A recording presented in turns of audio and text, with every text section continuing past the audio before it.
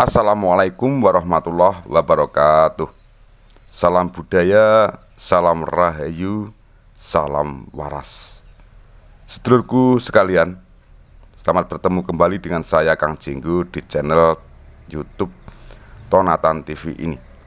Kali ini kita akan kembali melanjutkan kisah penuturan kita tentang Sunan Ampel.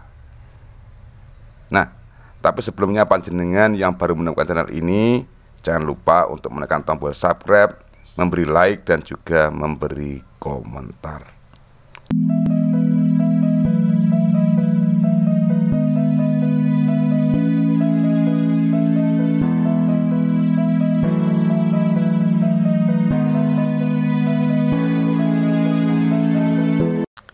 Hasil didikan beliau yang terkenal adalah falsafah Moh Limo, atau tidak mau melakukan 5 hal tercela ini.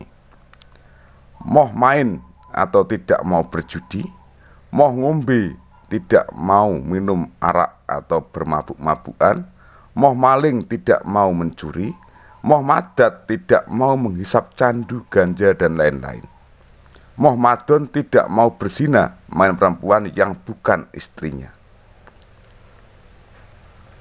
Prabu Brawijaya sangat senang atas hasil didikan Raden Rahmat. Raja menganggap agama Islam itu adalah ajaran budi pekerti yang mulia. Maka ketika Raden Rahmat kemudian mengumumkan ajarannya adalah agama Islam, maka Prabu Brawijaya tidak menjadi marah. Hanya saja ketika dia diajak untuk memeluk agama Islam, ia tidak mau. Ia ingin menjadi raja Buddha yang terakhir di Majapahit. Raden Rahmat diperbolehkan menyiarkan agama Islam di wilayah Surabaya, bahkan di seluruh wilayah Majapahit, dengan catatan bahwa rakyat tidak boleh dipaksa. Raden Rahmat pun memberi penjelasan bahwa tidak ada paksaan dalam beragama.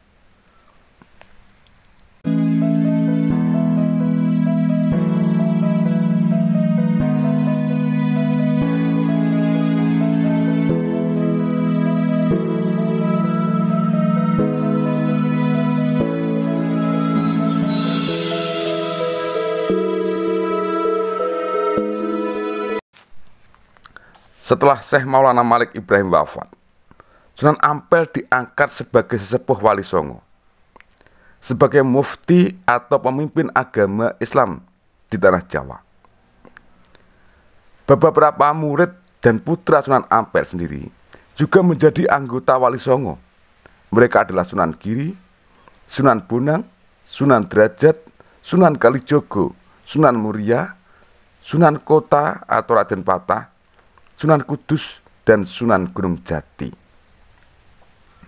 Raden Patah atau Sunan Kota memang pernah menjadi anggota Wali Songo, menggantikan kedudukan salah satu wali yang meninggal dunia. Dengan diangkatnya Sunan Ampel sebagai sesepuh, maka para wali lain tunduk patuh kepada kata-katanya, termasuk fatwa beliau dalam memutuskan peperangan dengan pihak Majapahit. Para wali yang lebih muda menginginkan agar tahta Majapahit direbut dalam tempo secepat-cepatnya. Tetapi Sunan Ampel berpendapat bahwa masalah tahta Majapahit tidak perlu diserang. Tidak perlu diserang secara langsung, karena kerajaan besar itu sesungguhnya sudah keropos dari dalam.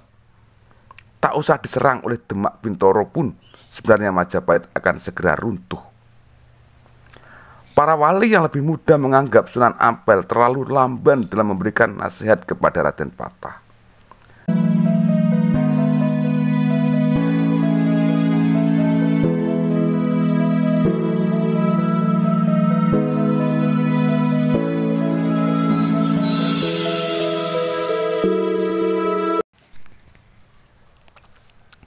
Mengapa Ramanda berpendapat demikian?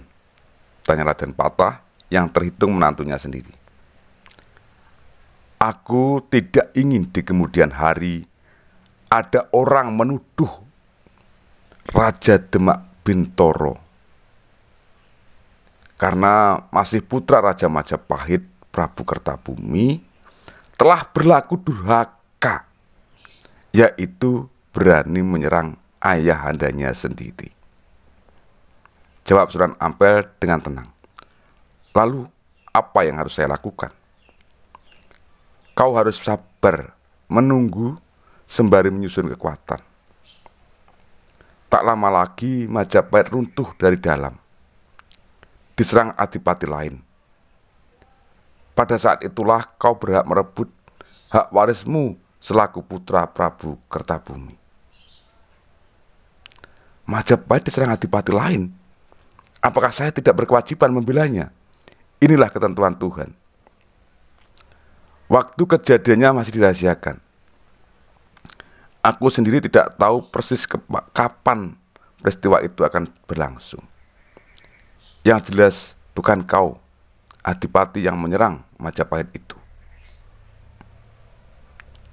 Sunan Ampel adalah penasihat politik Demak Bintoro, sekaligus merangkap pemimpin Wali Songo atau mufti agama setanah Jawa.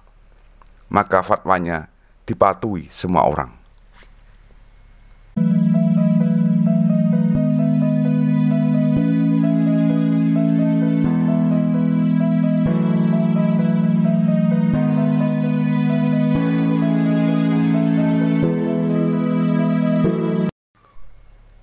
Kekhawatiran Sunan Ampel tersebut memang terbukti.